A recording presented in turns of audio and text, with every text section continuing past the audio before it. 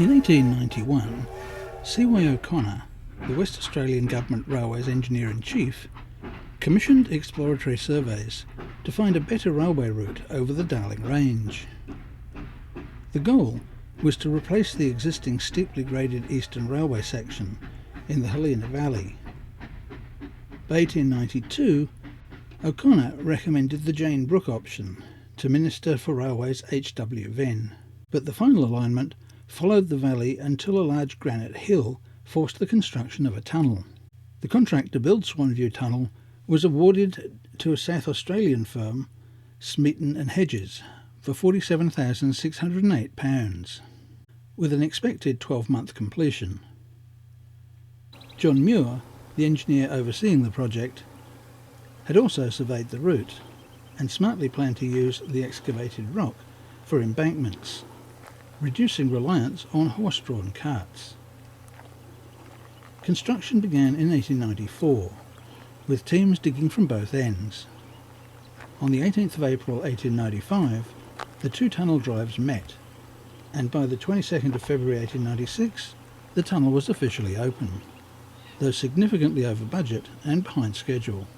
The tunnel's construction proved difficult due to unstable granite and clay seams, leading to rockfalls and costly reinforcements.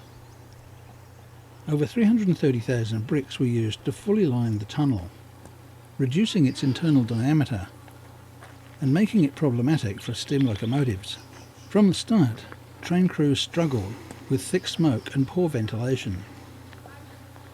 The steep 1:49 gradient and the narrow tunnel diameter trapped exhaust, leading to near asphyxiation incidents as early as 1896. Crews resorted to soaking Hessian bags with water and covering their heads to breathe. The first serious case occurred in 1903. The problem only worsened as more powerful locomotives were introduced. By the 1940s, the tunnel was dangerously incompatible with the ASG-class Garrett steam locomotives. A Royal Commission highlighted the hazardous clearances, but operations continued.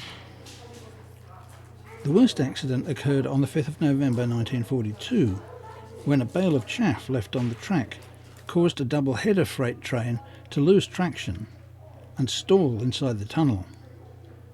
Overcome by carbon monoxide, the unconscious crew accidentally set the train in reverse, sending it rolling back to Swan View Station, where it crashed. Tragically, the driver, Tom Beer, lost his life. Similar incidents followed in 1943 and 1944. The Swan View Tunnel remained Western Australia's only railway tunnel until 1999. Eventually, the tunnel was closed to rail traffic and reopened as part of the John Forrest Heritage Trail, earning recognition from Engineers Australia as a significant technical feat of its time.